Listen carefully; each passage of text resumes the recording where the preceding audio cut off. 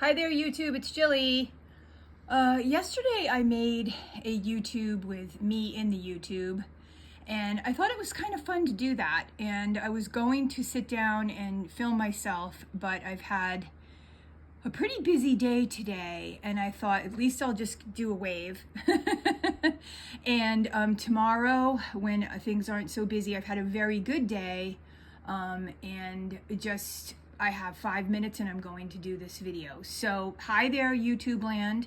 I wanted to show a little trick in painting. So what I've been trying to show people is when I do my Jilly pictures, I usually have something happen in my life. I'll snap a picture or I'll grab my pad and I'll start sketching out something. And yesterday my cat sat in front of me and I thought this view was really cool. He's an orange tabby. And so I found some of my old Jilly pictures and I thought, look at this one. I just penned it in. This is really strictly from imagination. And I just added some little different colors to it. So that's what I'm gonna do today with my kitty cat. And you know, lots of times people will mention things in the comments, which is really nice. I enjoy different, hopefully positive things. The negative ones I usually delete, but so I wanted to show something because somebody made a comment that I thought was kind of helpful. This is a nice, really nice watercolor brush I've had for years, probably like 40 years. This is what happens when you take care of your brushes. They stay really nice. So I wanted to mention that someone had said to me, like this picture, I have a white background. That's because I used white paper and a pen, and then I added my colors in later.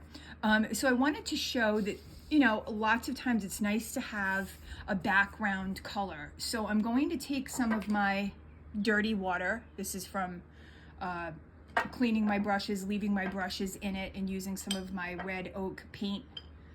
Today is Arbor Day. The red oak tree, I believe, is the tree that was featured for Arbor Day. And plant a tree or help with trees. So if you want to, I'm going to show, so I took my water here. And what I'll do sometimes when I have a lot of brushes is I'll just put them all in there while I'm painting, and then all the paint kind of settles into a little bit of water. And I don't use a lot. I just use a little tiny bit of water so it doesn't get into the metal part of the brush. My mentor taught me that too. There's a million things my mentor has taught me, but I used to put way too much mineral spirits or water or whatever in it, and now I just put a little tiny bit and it works. So look, so I put it into this really nice watercolor brush, and this is watercolor paper. I just took a pen and sketched my kitty, and I'm gonna go in the background of the paper and just give it a little bit of life, a little bit of color. I mean, it takes like next to nothing to just start adding in. See, maybe like he's looking at something, pretend like we're doing a couple of little whiskers and the kitty. He's such a good cat and he's a great model. But you know, if I want to get maybe some of his little tiger stripes in, do like a little background shading color.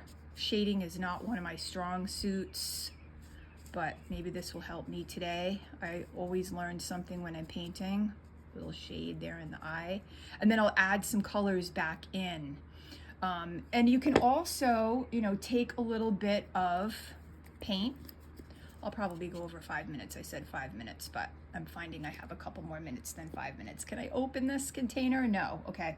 I'm holding my phone. Okay, so we'll take a little burnt sienna. No rhyme or reason to what I'm doing. It's all fun. So this is burnt sienna. It's a great color. And I'll just glob a little bit out on the paper. Just a little tiny pea amount. And take my brush. I'm not even like watering it down. And I'm just going to go underneath here. And that's one of the things too, is I was talking to somebody today about painting, is keeping it fun. You know, just letting yourself sit down, grab some paint, Can always wipe some paint off. You can use it like in a different spot. You can thin it out with some water. You can maybe like go on top of the paper and just put a little bit to give a little bit of texture. Just let yourself just soar and have a good time. And now my kitty's not sitting next to me, so I'm not seeing his stripes, but I'm giving that little illusion of the tiger striped kitty. And I've drawn and painted him a few times, so I kind of know his coloring. His face is very soft, kind of a cashmere color, so I'm not going to do too much around his face. Let's see, I'm going to put this. I had my little holder here yesterday, my brush holder. So this is really great when I want to put my brush down if it still has paint in it, because it will just hold that brush. So I just wanted to, I'm going to grab a tissue and show you how I did a little bit too much on his face. So I'm just going to grab a tissue and just kind of blend that in while it's still drying a little tiny bit. Didn't really work too much, but you can kind of pat it with the tissue. And then when I go back in, see, it won't be so dark. Oh, here comes the kitty. Sometimes he jumps up when I'm painting. Wouldn't that be fabulous? So we can get the model here. But see how I'm starting to get some color into this painting? Oh, he looked at it and he walked by, he nodded, he approved.